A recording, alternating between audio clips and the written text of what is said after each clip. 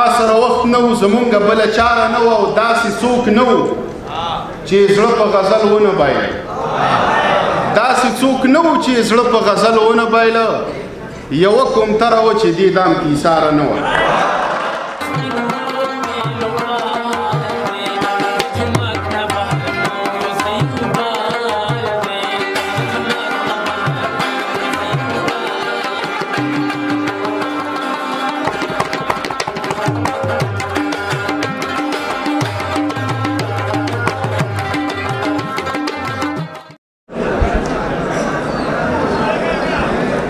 دراتلو نیټه دې دومره لرې مږده هسې نه چې د بل ښکلې هوا واخلم بسم الله الرحمن الرحیم خوشحاله یم چې د خپلو ښاغلو درنو قام شریفو یارانو سره په محفل کې ناست یم زه د یو کوربه په حیثیت دلته څه ملګري زینما د سوات مرګري دي شوکت سواتی سے دارنګه افسر دی افسر وسیم افسر دی خبرلوڅ افسر د باجوړ د سیمې سمرګري دي که د نورو سیمو کوم مرګري نو هغوی ته په پښتنه مینه او په مومندواله مینه هرکلې د یو کوربه په حیثیت زه هغوی ته ستړي مه شوی یم چونکې دا د کلتوري ماښام په نامه باندې راجوړ پروګرام دی یا غونډه ده نو د کلتور په حواله باندې مختصر دوه یا درې خبرې کوم چې کلتور څه ته ویل کېږي د یو قام کړه وړه د هغوی ناسته پاسته د هغوی مړی ژوندی د هغوی غم ښادي د هغوی د اوسېدلو انداز او د هغوی د خوراک انداز د هغوی لباس د هغوی د یو بل سره تعلق او خبرې دې ته د یو قام کلتور ثقافت یا فرهنګ ویل کېږي او په دغه نعمتونو باندې الحمدلله په عمومي توګه ټول پښتانه او په خصوصي توګه مومند په دغه ټولو نعمتونو باندې الله جل شانه مالامال پیدا کړي دي زه خبرې ما ځان سره ویلې چې زه به اوږدې خبرې کوم خو نه ملګري زیات کې وخت بیخي مختصر دی د اوږدو خبرو نه به راتېر شمه ما د خپل کلتور په بېلابېلو اړخونو باندې څه دلایل جمع کړي خو د هغې نه به یو څه ووایم چې لکه اوس مثلا دا ډولۍ چې کوم ده په دې ودونو کې دا زمونږ کلتور دی نو په هغې کې دلیل یې موږ سره دا دی چې د پښتو ټپه ده چې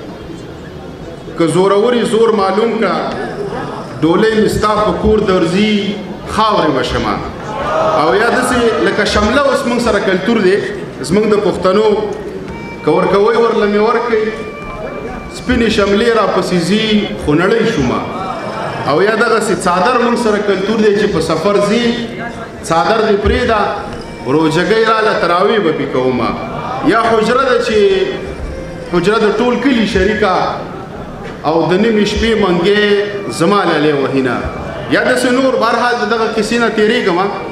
خبرلوڅ افسر افغان راغلی دی انشاءالله دا به موږ په کلتور باندې پوهوي او دغه رنګې سینیر صحافي موږ سره شمس مومند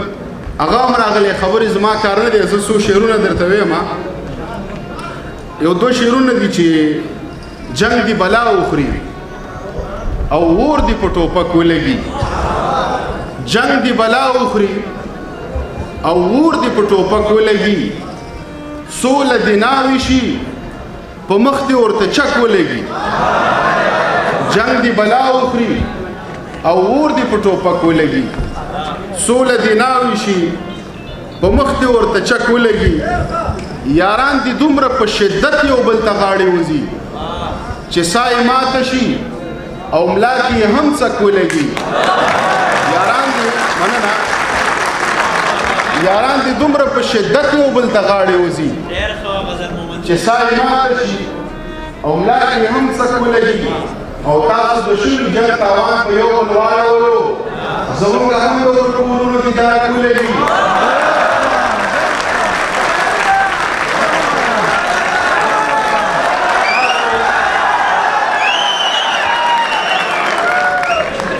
تاسو د شوي جنګ تاوان په یو بل واړولو زمونږ هم د ورکو ورونو دي درک ولګي دا چې څو وارې پکې شوي دي بمي چاودنې غزله نن د اتڼ هم په دې سړک ولګي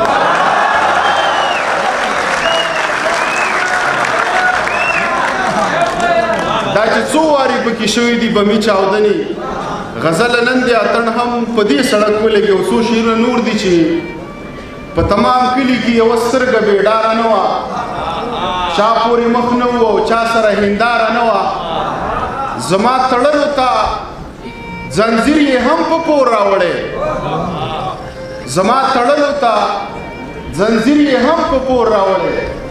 زما د قاتل توره پردی وه خو بېکاره نه وه زما تړلو ته زنځیر یې هم په پور راوړی زما د قاتل توره پردی وه خو بېکاره نه وه او ښکلې به ته وي خو ما مینه د بل چا کوله ښکلې به ته وي خو ما مینه د بل چا کوله تا سره وخت نه و زمونږ بله چاره نه وه ښکلې به ته وي مننه ښکلې به ته وي خو ما مینه د بل چا کوله تا سره وخت نه و زمونږ بله چاره نه وه او داسې څوک نه و چې زړه په غزل ونه بایله داسې څوک نه و چې زړه په غزل ونه بایله یوه کومتره وه چې دې دام کې ایساره نه وه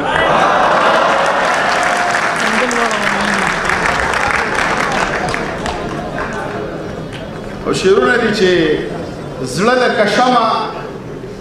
څنګه یو سمه تر شا درپسې زړه لکه شمع څنګه یو سمه تر شا درپسې ته زلفې مسبړه چې نه درځي هوا درپسې او خپلې ایرې مې هم درباد کړې د علم د سره دا سرمایه او دا هم دي وي ویړیا درپسې او په بیروخۍ د مقدس احتجاج داسې کوم په بیروخۍ د مقدس احتجاج داسې کوم چې تا تڼ کوي او زه نه کوم الله درپسې ډېره مننه ډېره مننه الله دې تاسو قدرمن کړي جزاک الله